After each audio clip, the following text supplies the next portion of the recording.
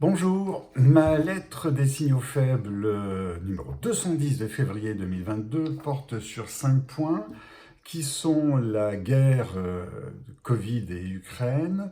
Deuxième point, deuxième signal faible, y a-t-il une guerre du futur? La guerre contre le Covid et Ukraine une troisième fois, mais ses conséquences pour l'entreprise. La vision de l'écologie telle qu'elle ressort déjà au travers de cette guerre, et puis la question Google, qui est quand même une question intéressante, particulièrement passionnante. Voilà les 5 points, les 5 signaux faibles du mois. Le premier, alors j'ai mis une introduction dans ma lettre, c'est étrange époque, la guerre contre le Covid, contre la Covid devait se terminer au moins au niveau des connaissances actuelles en mars pour laisser libre cours au débat sur la campagne électorale présidentielle qui rythme la politique française depuis 5 ans, et puis c'est la guerre en Ukraine. Décidément, les années 20 sont les années folles. Donc signal faible 1, la guerre contre la Covid et l'Ukraine, des accélérateurs de l'histoire. Et je le développerai plus tard, mais on voit que la Covid a accéléré énormément de choses, qui est le e-commerce, le télétravail, la télémédecine, etc. La guerre en Ukraine a accéléré l'Union européenne, le réveil de l'OTAN, l'armée, c'est l'entrée dans le monde de la frugalité qui est en train de se faire, car la transition énergétique ne peut pas faire disparaître, ne peut pas nous faire dépendre de pays comme la Russie et la Chine. Et cela, je mets des liens là en dessous, je l'ai déjà pas mal développé. C'est vraiment ce qui est en train de se passer aujourd'hui, et c'est là où on a des erreurs stratégiques sur le futur. Alors, signal faible 2, y a-t-il une guerre du futur? Alors, il n'y a surtout pas une guerre du futur. Poutine se voyait en libérateur de l'Ukraine comme Bush se voyait en libérateur de l'Irak. Chacun a réveillé une lutte populaire. Le Mali a fait appel à une armée privée qui va traiter les islamistes à la russe. On sait ce que ça veut dire, car là, comme en Afghanistan, une armée libératrice qui stagne et devient une armée d'occupation. Et puis les drones, les caméras numériques, Google Maps, avec le trafic automobile, les paraboles de Starlink, c'est-à-dire d'Elon Musk, qui permettent d'avoir Internet facilement, la miniaturisation des armes puissantes, y compris des armes atomiques, les réseaux sociaux, les cyberattaques, etc. La guerre du XXe siècle coexiste avec celle du XXIe siècle. Poutine nous apprend que il n'y a pas une guerre qui soit gagnante, il y a des petites annexions, malheureusement. Voilà. C'est ce que je voulais retenir d'important là-dessus. Il n'y a pas de guerre du futur. Et il n'y a pas une guerre du futur, il y en a plusieurs. La troisième, le troisième signal faible, c'est la guerre contre la Covid et la guerre en Ukraine. Qu'est-ce qui se passe au niveau, au niveau des entreprises? Et ça, c'est un thème que je voudrais réfléchir plus loin, c'est-à-dire qu'on a la succession 2020-2022 de guerre. Je voudrais essayer de comprendre ce qui peut se passer sur le plan psychologique au niveau des individus, parce que c'est vraiment pas innocent de se retrouver avec ce qu'on appelait deux guerres, même si on n'y est pas dedans, mais les mots sont utilisés. Donc pour l'entreprise, ce qu'il faut retenir, c'est d'abord, il faut avoir à l'esprit les futurs probables comme les futurs détestables.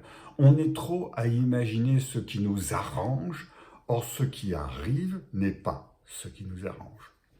C'est souvent le futur détestable ou le futur haïssable.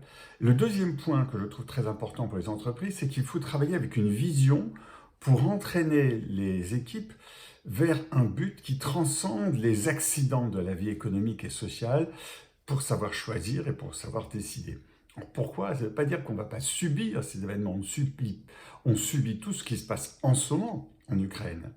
Mais les équipes des entreprises doivent pouvoir réfléchir sur ce qui se passe après, pour avoir une vision après, pour moins subir le présent.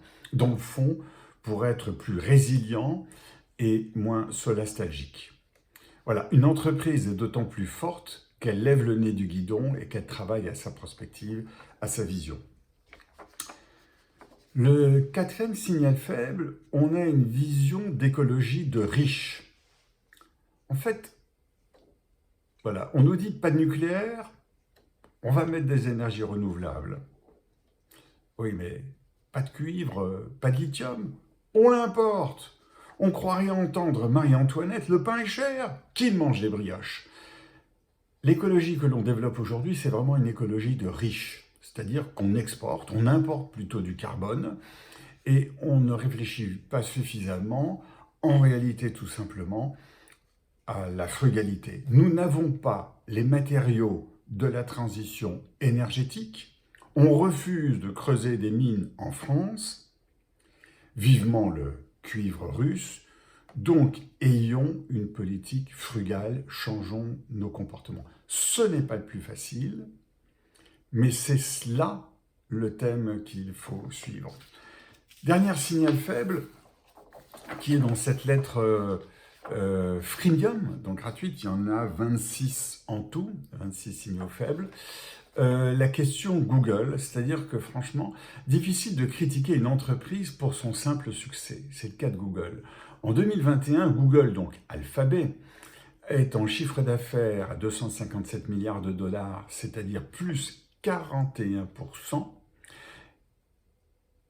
Et en résultat net, il est à 76 milliards de dollars, c'est-à-dire plus 89%, avec une marge nette de 30%. C'est juste incroyable la puissance que gagne Google. Et Google profite d'un des plus importants, est un des plus importants acteurs du monde numérique. 81% de ses revenus provient de la publicité numérique, dont il est le leader mondial avec 40% de part de marché. On a l'impression que Google a créé le marché tant il est l'initiateur et il en bénéficie. Il en bénéficie. Ce qui n'empêche pas toutes les critiques et les limites qui s'imposent à Google, notamment car il étouffe la concurrence. Et là, effectivement, il se retrouve face à des lois antitrust, en particulier, qui se réveillent aux États-Unis et bien sûr en Europe. Voilà, c'était ma lettre des signaux faibles de février 2022.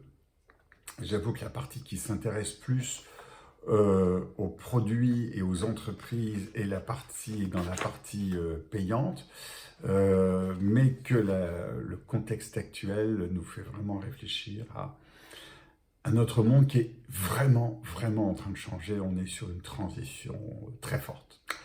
Je repars en plongée. À bientôt.